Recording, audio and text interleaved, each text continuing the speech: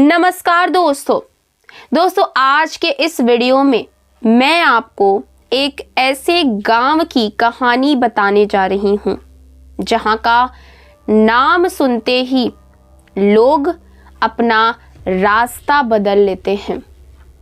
आज हम बात करेंगे खैरपुर की, जहां आज से 20 साल पहले एक ऐसी खौफनाक घटना घटी जिसने पूरे गांव को कब्रिस्तान में बदल दिया। आज की कहानी सुलेमान नाम के एक शख्स की है, जिसकी पीठ पर आज भी बैताल के नाखूनों के निशाने हैं। वो बैताल जिसने एक ही रात में गांव के सबसे शातिर फरेबियों का ऐसा हश्र किया कि सुनने वालों की आज भी रूह कांप जाती है। दोस्तों, ये कहानी जितनी डरावनी है उतनी ही हैरान करने वाली है। इसे सुनकर शायद आज रात को आप सो ना पाएं, तो दिल थाम करके बैठना। अगर आपको भी ऐसे ही डार्क एंड मिस्टीरियस स्टोरीज सुनना और देखना पसंद है तो प्लीज़ वीडियो को लाइक करिएगा, शेयर करिएगा। चैनल पर पहली बार आए हैं, अभी तक सब्सक्राइब नहीं किया है तो सब्सक्राइब करके बेल आइकन ज़रूर दबाइएगा, जिससे हमारे खौफ का परिवार और ज़्यादा बड़ा हो सके। कहानी की शुरुआत हम बीच से करते हैं। अभी कुछ ही दिन पहले की बात है। सावन का महीना चल रहा था। उत्तर प्रदेश के एक छोटे से गांव में आर्यन नाम का एक लड़का रहता था, जो नाम मैंने बदल दिया है। तो आर्यन के घर में शिवरात्रि की बहुत बड़ी पूजा थी।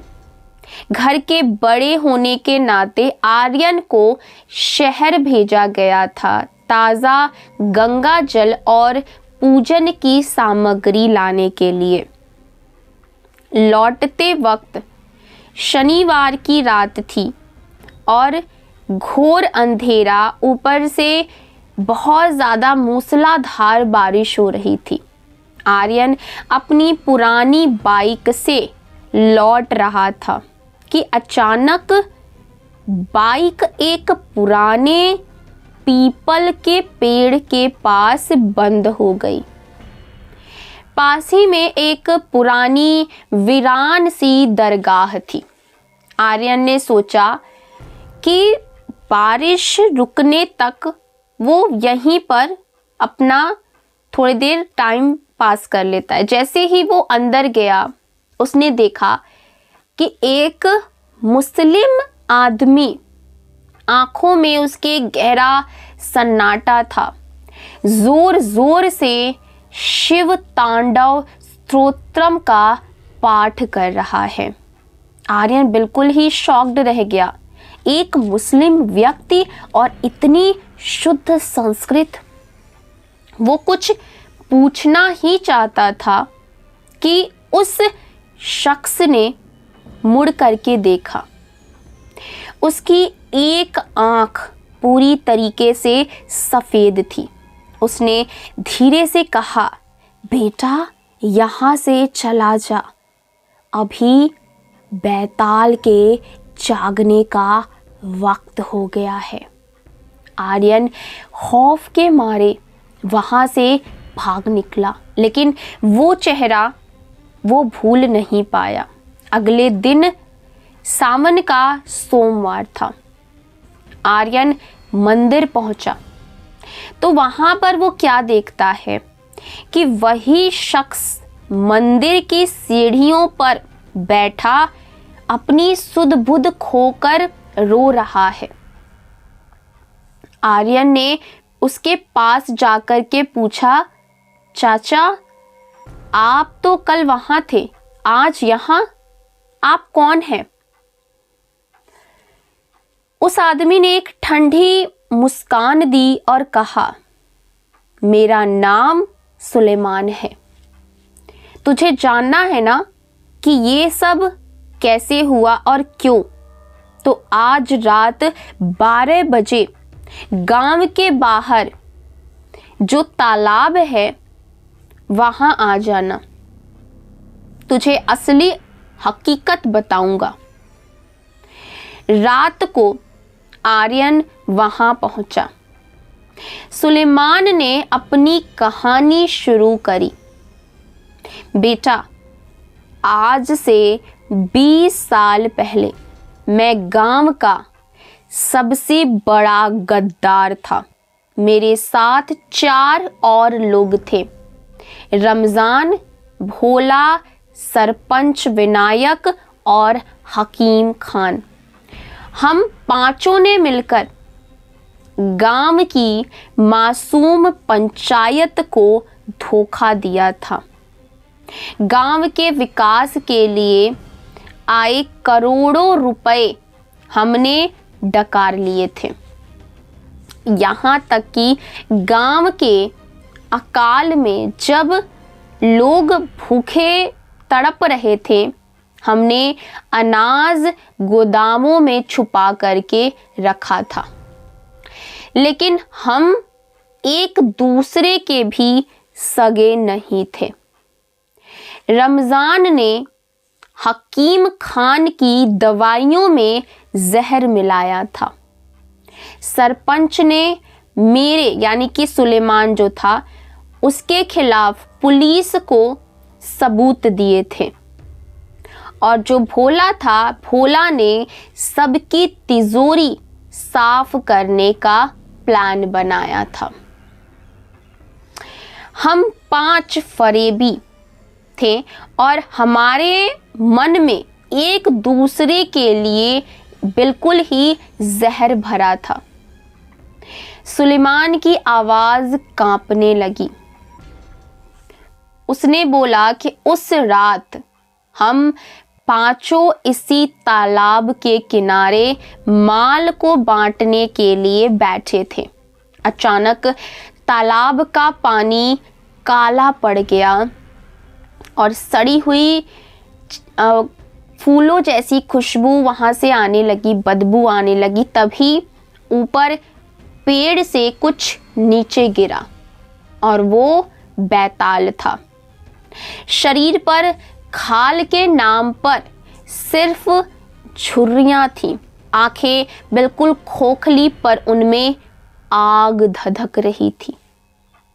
वो 8.5 फुट का कंकाल जैसा साया था जो उल्टा पेड़ पर लटका हुआ था। उसने हंसना शुरू किया और उस हंसी से गांव के कुत्ते के रोने की आवाजें आने लगी। उसने सबसे पहले भोला को पकड़ा। बैताल ने भोला के गले को छुआ और भोला की आवाज गायब हो गई। भोला ने अपनी ही जीभ रेत करके बैताल के पैरों में रख दिया। रमजान और सरपंच भागने लगे तो बैताल ने हवा में हाथ लहराया और वो दोनों अपनी जगह पर पत्थर बन गए। उनकी रूहें उनके शरीर के ही अंदर कैद हो गईं, जो आज भी उस तालाब के किनारे चीखती हैं। अंत में वो मेरे पास आया। उसने अपनी बर्फीली उंगलियां मेरे माथे पर रखी और बोला, सुलेमान, तूने अपनों का निवाला छीना है। अब तू न जिएगा ना मरेगा। तू हर उस शक्ति की इबादत करेगा जिसे तूने ठुकराया है। तू मंदिर में भी रोएगा और दरगाह पर भी चिल्लाएगा। जब तक तेरा मांस गल करके मिट्टी नहीं बन जाता, मैं तेरी पीठ पर सवार रहूंगा। सुलेमान ने अपनी कमीज उतारी और उसको देख करके आर्यन की चीख निकल गई। सुलेमान की पीठ पर काले नाखूनों के ऐसे निशान थे जैसे किसी ने उसे जिंदा नोचा हो। और आश्चर्य की बात ये थी कि उन जख्मों से शमशान की राख निकल रही थी, काले काले कलर का। सुलेमान आज भी भटक रहा है।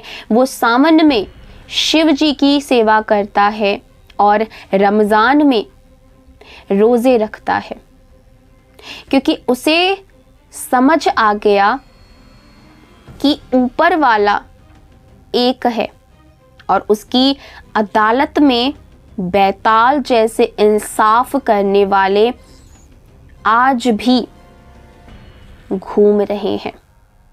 तो दोस्तों, ये थी सुलेमान और उस खौफनाक बैताल की कहानी। खैरपुर गांव आज भी वीरान है और कहते हैं कि शनिवार की रात को आज भी उस तालाब के पास 5 लोगों के रोने की आवाज़ें आती हैं। तो आज की कहानी में बस इतना ही। आपको आज की कहानी कैसी लगी है कमेंट्स में ज़रूर बताइएगा। हम मिलेंगे अगली वीडियो में एक नई स्टोरी के साथ। तब तक अपना ख्याल रखिएगा और मेरा इंतज़ार करिएगा। Bye bye, take care.